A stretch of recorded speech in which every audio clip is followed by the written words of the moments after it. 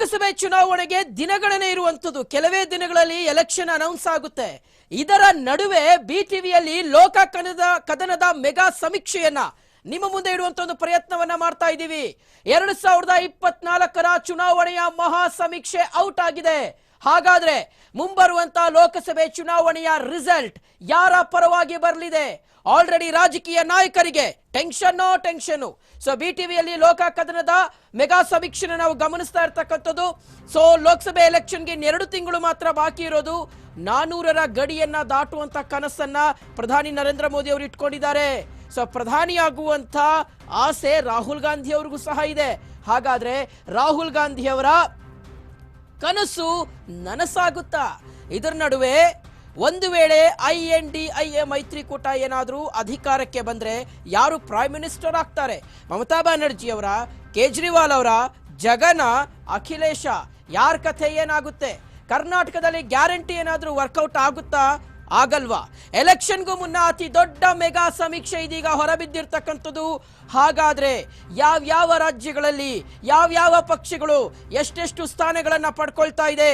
ಎಲೆಕ್ಷನ್ಗೂ ಮುನ್ನ ಅತಿ ದೊಡ್ಡ ಸಮೀಕ್ಷೆಯನ್ನ ಬಿಟಿವಿ ಇವತ್ತು ನಿಮ್ಮ ಮುಂದೆ ಇಡ್ತಾ ಇದೆ. ಲೋಕಸಭೆ ಮಹಾಯುದ್ಧದಲ್ಲಿ ಯಾರಿಗೆ ಬಹುಮತ?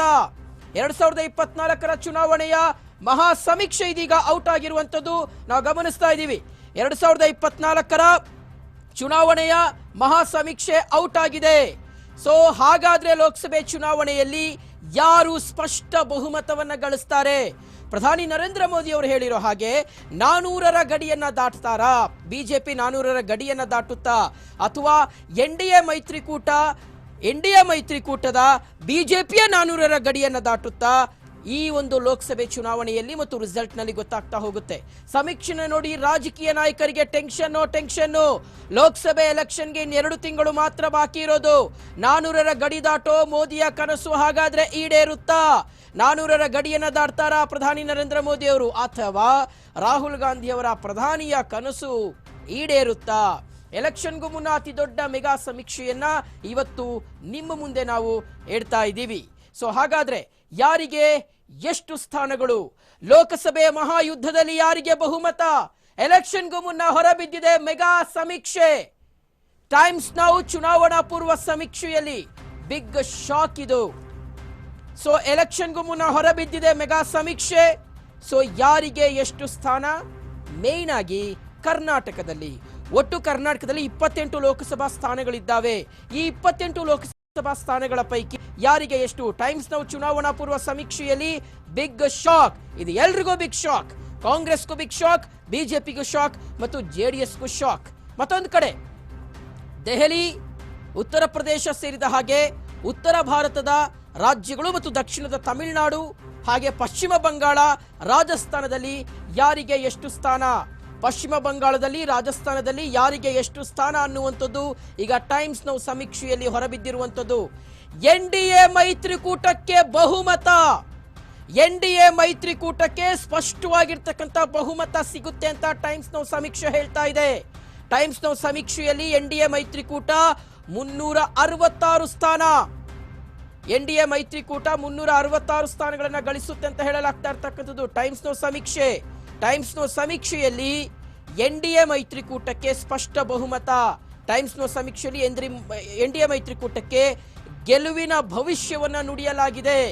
ಅಲ್ಲಿಗೆ NDA ಮೈತ್ರಿಕೂಟ ಬಿಜೆಪಿ ಮತ್ತೆ ಅಧಿಕಾರಕ್ಕೆ ಬರುತ್ತೆ, ಸ್ಪಷ್ಟವಾಗಿರ್ತಕ್ಕಂಥ ಕ್ಲಿಯರ್ ಮೆಜಾರಿಟಿಯನ್ನ ಪಡ್ಕೊಳ್ಳುತ್ತೆ ಅಂತ ಟೈಮ್ಸ್ ನೌ ಸಮೀಕ್ಷೆ ಹೇಳ್ತಾ ಇದೆ.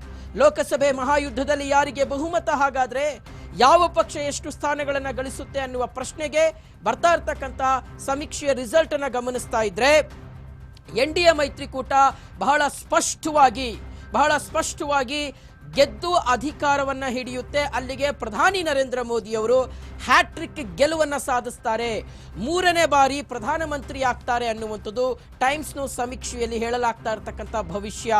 ಲೋಕಸಭೆ ಮಹಾಯುದ್ಧದಲ್ಲಿ ಪ್ರಧಾನಿ ನರೇಂದ್ರ ಮೋದಿ ಅವರು ಮತ್ತೊಮ್ಮೆ ಪ್ರಧಾನಿ ಆಗ್ತಾರೆ ಅಂತ ಹೇಳಲಾಗ್ತಾ ಇದೆ.